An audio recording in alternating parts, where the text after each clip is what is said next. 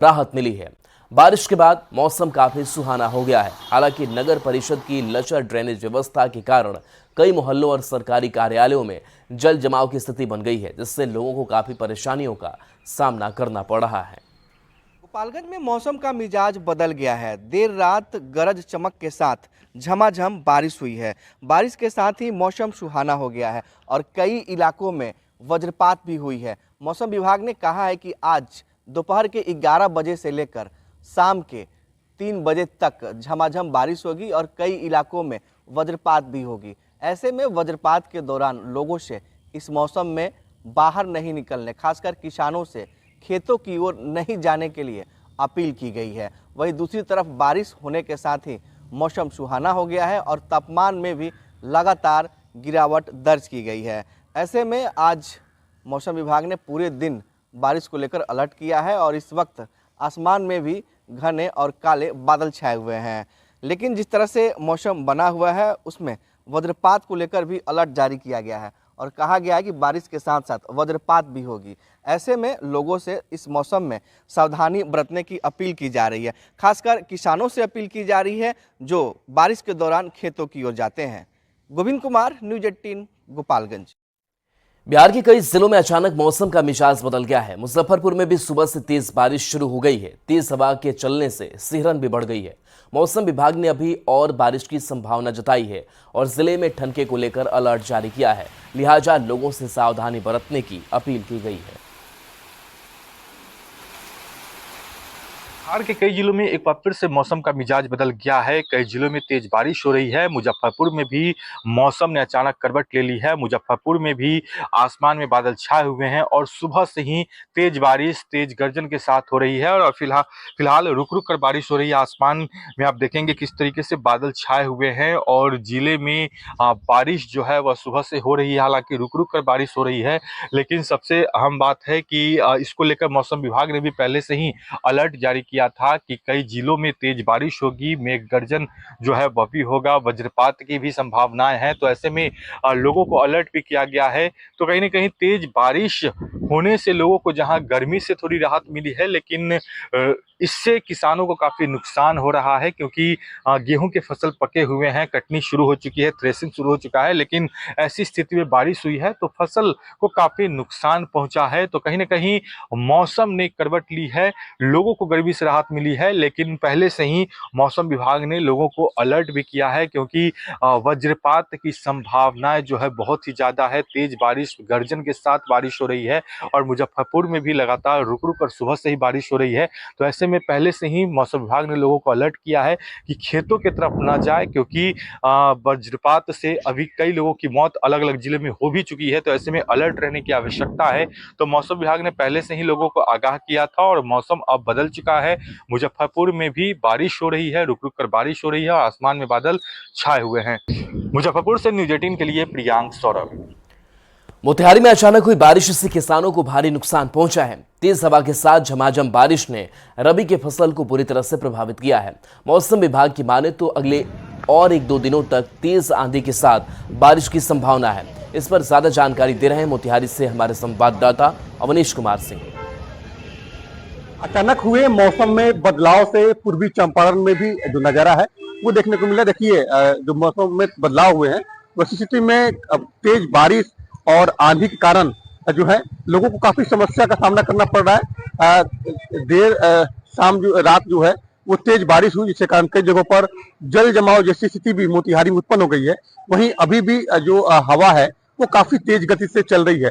वैसी स्थिति में ठंड का असर अब दिखना शुरू हो गया है और जो तापमान है जो उसमें जो है वो कमी होनी शुरू हो गई। तो गर्मी से लोगों को राहत मिल रही है, लेकिन तेज हवा और पानी के कारण जो है परेशानी जरूर बढ़ी है। देखिए आसमान में काले बादल छाए हैं और वैसी स्थिति में मौसम विभाग ने जो अनुमान लगाया है कि अगले कुछ दिनों तक जो है वो बारिश की संभावनाएं हैं। तो किसानों के लिए चिंता जो है वो बढ़ गई है क्योंकि अमूमन अभी रबी के कटाई का समय है और गेहूं फसल की कटाई हो रही है, लेकिन बारिश के कारण जो है वो परेशानी जो है वो किसानों की बढ़ने वाली है। शहरी इलाकों में भी परेशानी बढ़ गई है क्योंकि कई जगहों पर जल जमाव जैसी स्थिति उत्पन्न हो गई है।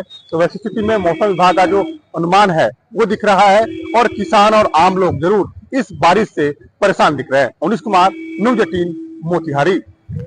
और पटना से बड़ी खबर, जहां गंगा पथ पर आज से 5वें चरण का सफर शुरू हो जाएगा। आज से गंगा पथ पर सफर शुरू होगा। दीघा से दीदारगंज तक सफर शुरू होगा। सीएम नीतीश कुमार इसका लोकार्पण करेंगे। शाम 4 बजे लोकार्पण समारोह रखा गया है। दोनों डिप्टी सीएम की भी मौजूदगी रहेगी। तो आज से गंगा पथ पर सफर की शुरुआत हो जाएगी। 5वें चरण का सफर शुरू हो जाएगा। बता दें कि आज कार्यक्रम रखा गया है। सीएम नीतीश कुमार लोकार्पण करेंगे। शाम 4 बजे लोकार्पण समारोह है, जिसमें दोनों डिप्टी सीएम भी मौजूद रहेंगे।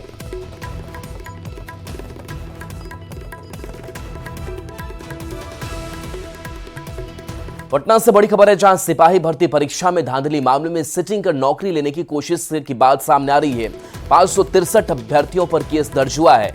केंद्रीय चयन परिषद ने एफआईआर की है। सचिवालय थाने में केस दर्ज किया गया है। तो पटना से ये बड़ी खबर, जहां सिपाही भर्ती परीक्षा धांधली मामले में सिटिंग कर नौकरी लेने की कोशिश हुई, जिसमें 563 अभ्यर्थियों पर केस दर्ज किया गया है। केंद्रीय चयन परिषद ने एफआईआर दर्ज की है। सचिवालय थाने में केस दर्ज किया गया है और इस केस के आधार पर अब आगे की जो कानूनी कार्रवाई है सिपाही परीक्षा में धांधली मामले में, वो की जाएगी। अमित हमारे साथ न्यूज़ 18 संवाददाता जुड़े हुए हैं। अमित, केंद्रीय चयन परिषद ने जो एफआईआर दर्ज कराई है उसमें क्या है? देखिए, इसमें जो सबसे महत्वपूर्ण है कि जो फर्जी तरीके से धांधली करके सिपाही में भर्ती होना चाहते थे, वर्दी अपने बदन पे पहनना चाहते थे, ऐसे जो जालसाज लोग हैं या ऐसे गड़बड़ी करने वाले जो 563 लोग हैं, उसे चिन्हित किया और पूरी प्रमाणिकता के साथ जो है सचिवालय थाना में एफआईआर दर्ज कराया है। और ये इनमें से कई ऐसे लोग हैं जो अपनी जगह पे दूसरे को बैठा करके एग्जाम कंडक्ट पास करवाना चाहते थे और साथ ही साथ फोटो पहचान पत्र जो निर्गत किया गया था उसे उन्होंने बदला, पहचान पत्र के साथ छेड़खानी करी। तो इन लोगों को पहले चिन्हित किया और उसके बाद सत्यापित किया गया कि ये लोग किस तरह से गड़बड़ियां कर रहे थे, धांधली करके वर्दी हासिल करना चाहते थे। तो इनमें कुछ जो युवती हैं वो भी शामिल है और अत्यधिक संख्या जो है वो युवकों की है। 563 जो अभ्यर्थी हैं जो धांधली करके एग्जाम पास करना चाहते थे, इन लोगों को चिन्हित करके कार्रवाई की है। फिलहाल एफआईआर दर्ज हुआ है और आगे की कानूनी कार्रवाई जो है वो सचिवालय थाना को करनी है। लेकिन सबसे महत्वपूर्ण बात है कि जब यह विज्ञापन निकला था और सिपाही की भर्ती शुरू हुई थी, उसी समय सिपाही चयन परिषद के जो अध्यक्ष हैं जितेंद्र कुमार, उन्होंने साफ तौर पे कहा था कि किसी भी तरह की कोई गड़बड़ी नहीं होगी। अगर कोई गड़बड़ी करता पाया जाएगा तो उसके खिलाफ कानूनी कार्रवाई की जाएगी। और अब वो तस्वीर सामने आई है, जब ये प्रक्रिया अब अपने आखिरी चरण में है तो 563 अभ्यर्थियों को चिन्हित करके उनके खिलाफ एफआईआर दर्ज कराया गया है और अब कानूनी कार्रवाई शुरू कर दी गई है। जी चलिए, शुक्रिया अमित इस अपडेट के लिए आपका। खगड़िया के चौथम थाना क्षेत्र के जयप्रभा नगर के पास जेडीयू के जिला महासचिव कौशल सिंह को गोली मारकर हत्या कर दी गई। घटना को उस वक्त समय अंजाम दिया गया जब कौशल सिंह अपनी पत्नी के साथ मोटरसाइकिल से ससुराल से अपने घर जा रहे थे। इसी दौरान 3 की संख्या में आए लोगों ने कौशल सिंह को सिर में गोली मारकर हत्या कर दी। जब तक उनको अस्पताल लाया गया तब तक उनकी मौत हो चुकी थी। परिवार वालों ने कौशल सिंह की हत्या का आरोप भाई पर ही लगाया है। घटना की सूचना मिलने के बाद एसपी, डीएसपी समेत तमाम पुलिस पदाधिकारी अस्पताल पहुंचकर मामले की छानबीन कर रहे हैं। मृतक कौशल सिंह के बेटा नीतीश कुमार का कहना है कि आपसी दुश्मनी के कारण उनके चाचा ने ही हत्या की घटना को अंजाम दिया है। बताते चले कि कौशल सिंह जेडीयू विधायक पन्नालाल पटेल के रिश्ते में भगीना लगते हैं।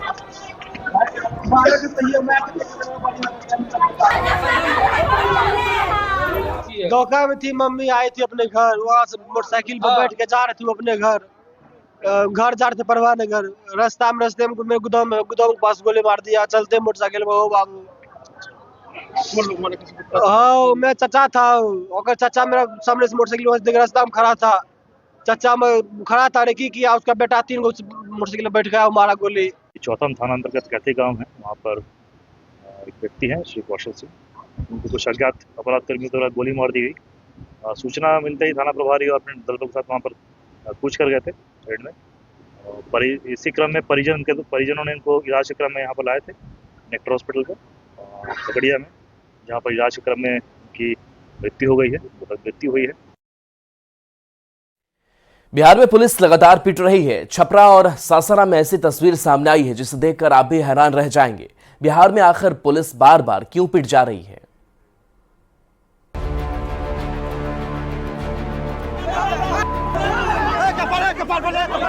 जान बचाकर भागते इस दारोगा को देखिए। दारोगा सड़क पर कई किलोमीटर तक दौड़ रहा है। पीछे से पत्थरबाजी हो रही है। सन की भीड़ उसके पीछे ऐसे भाग रही है कि जान लेकर ही छोड़ेगी। भीड़ दारोगा को घेर भी लेती है। फिर दारोगा जान बचाने के लिए फायरिंग कर देते हैं और फिर भीड़ तितर बितर हो जाती है।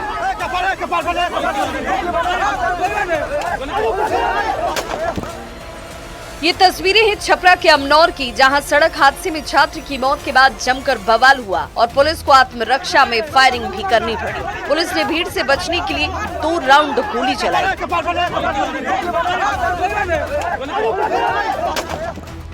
जाहली पकड़ी गांव में 8 साल के बच्चे आदित्य कुमार की सड़क हादसे में मौत हो गई, जिसके बाद लोग ट्रक चालक को पकड़कर जमकर पीटने लगते हैं। पुलिस जब उसे बचाने के लिए पहुंची तो लोगों ने पुलिस पर ही हमला शुरू कर दिया। घटना ऐसा ही हुआ है, गया है बच्चा जा रहा था रोड पे, वो चढ़ा के भाग गया। उसके बाद में 4 चक्का वाला चाप दिया था उसको, तो उतर के भाग रहा था तो गांव में के 2 आदमी वो पकड़ कर ले आया। दूसरी तस्वीर सासाराम की है, जहां बिहार पुलिस एक बार फिर पिट गई। पॉक्सो एक्ट के तहत वारंटी को गिरफ्तार करने गई पुलिस टीम पर हमला किया गया। मुरादाबाद में हमले में 4 पुलिसकर्मी घायल हो गए। पुलिस एक वारंटी शाहिद कुरैशी और पॉक्सो एक्ट के एक आरोपी खलील कुरैशी को पकड़ने के लिए मुरादाबाद पहुंची हुई थी। जब पुलिस ने दोनों को लेकर जाने की कोशिश की तो ग्रामीणों ने पत्थरबाजी शुरू कर दी और दोनों वारंटी को छुड़ा लिया। पुलिस ने इस मामले में 20 नामजद सहित कई अज्ञात लोगों पर केस दर्ज कराया है। छपरा और सासाराम की ये तस्वीर कई सवाल खड़े कर रही है। क्या लोगों में पुलिस का डर अब नहीं रहा? आखिर बिहार पुलिस बार बार क्यों पिट जाती है? न्यूज़ 18 के लिए छपरा से संतोष गुप्ता और सासाराम से अजीत कुमार की रिपोर्ट।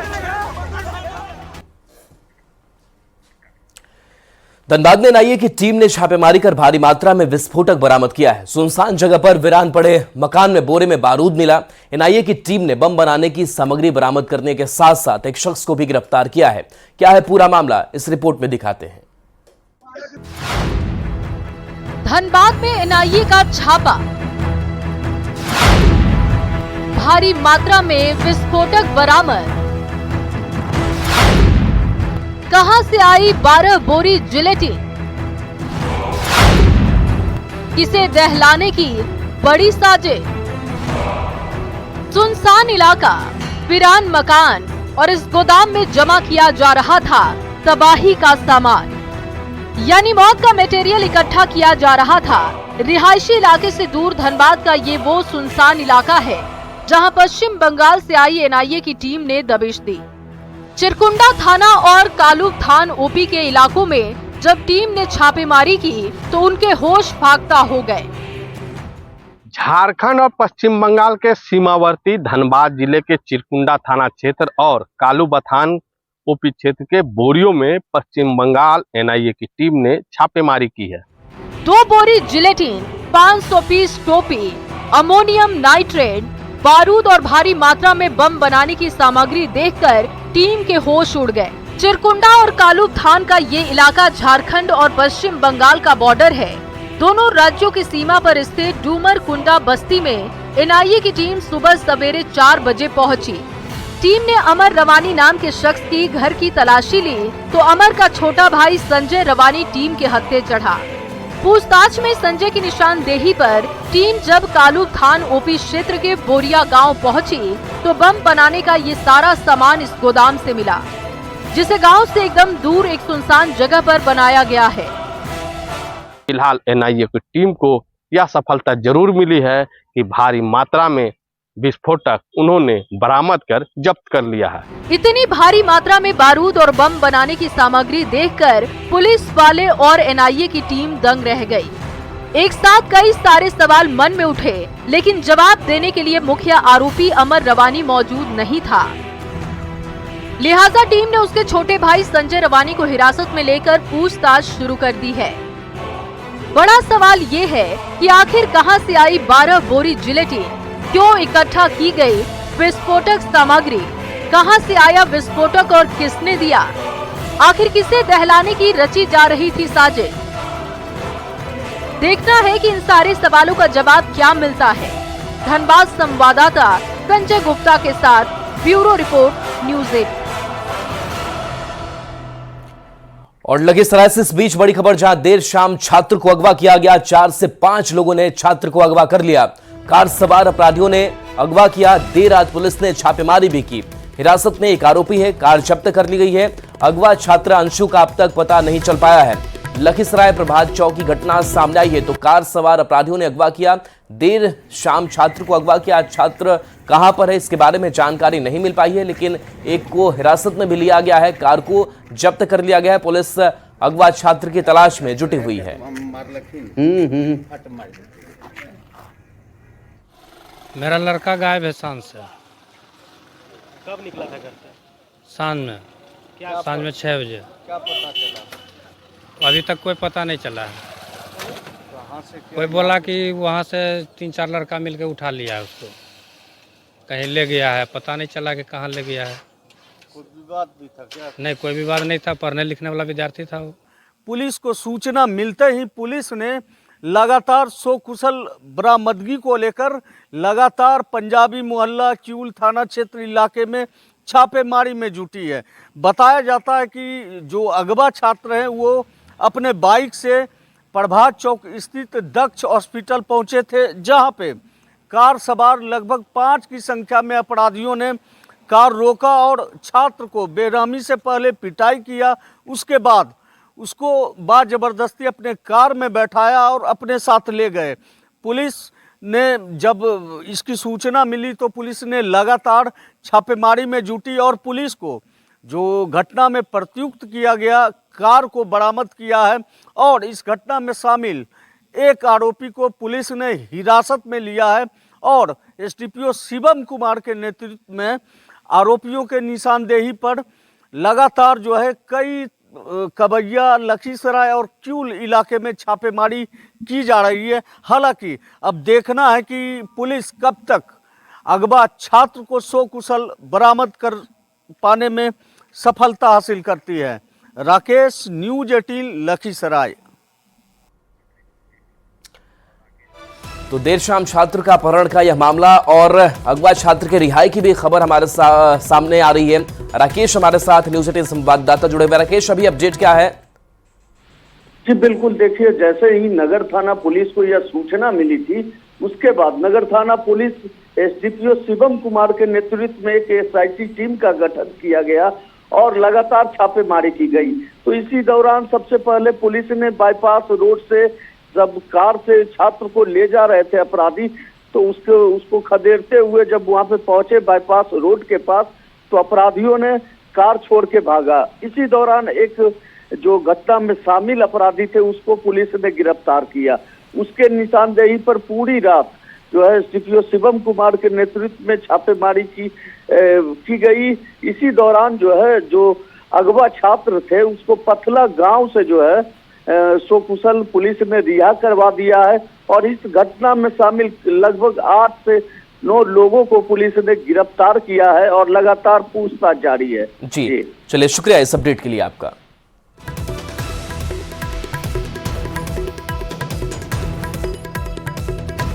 छपरा के अमनौर में पुलिस पर हमला मामले में पुलिस ने हमलावरों पर कार्रवाई शुरू कर दी है। इस हमले में जख्मी सहायक और निरीक्षक संजय कुमार को सदर अस्पताल में इलाज के लिए भर्ती कर दिया गया है। वहीं हमलावरों की पहचान कर कार्रवाई का निर्देश दिया गया है। गौरतलब है कि सड़क हादसे में एक छात्र के मौत के बाद आक्रोशित लोगों ने पुलिस पर ही हमला कर दिया था, जिसमें पुलिस के एक सहायक और निरीक्षक को गोलियां चलानी पड़ी थी। रक्षा में इनके द्वारा हवाई फायरिंग की गई है और बाकी हम लोगों ने जो बॉडी थी जिनकी डेथ हुई थी इस घटना में, उनको पोस्टमार्टम हेतु भेज दिया गया है और आगे कार्रवाई कर रहे हैं। हम लोग पहचान कर रहे हैं कि किन लोगों द्वारा उन पर हमला किया गया था और आगे कार्रवाई इसमें की जाएगी। फायरिंग जो है 2 फायरिंग की बात आ रही है। जी 2 फायरिंग की बात आ रही है। बाकी हम लोग और जांच कर रहे हैं कि एग्जैक्टली क्या मामला था। वहाँ पे अंचल अधिकारी भी मौजूद थे, मजिस्ट्रेट के प्रेजेंस में ये हुआ है और इसमें आगे कार्रवाई हम लोग देख रहे हैं। छपरा में एक बार फिर ईसाई मिशनरियों पर जबरन धर्मांतरण का आरोप है। ग्रामीणों ने प्रलोभन देकर जबरन धर्मांतरण का आरोप लगाते हुए निर्माणाधीन चर्च पर हमला बोल दिया। ये रिपोर्ट देखिए।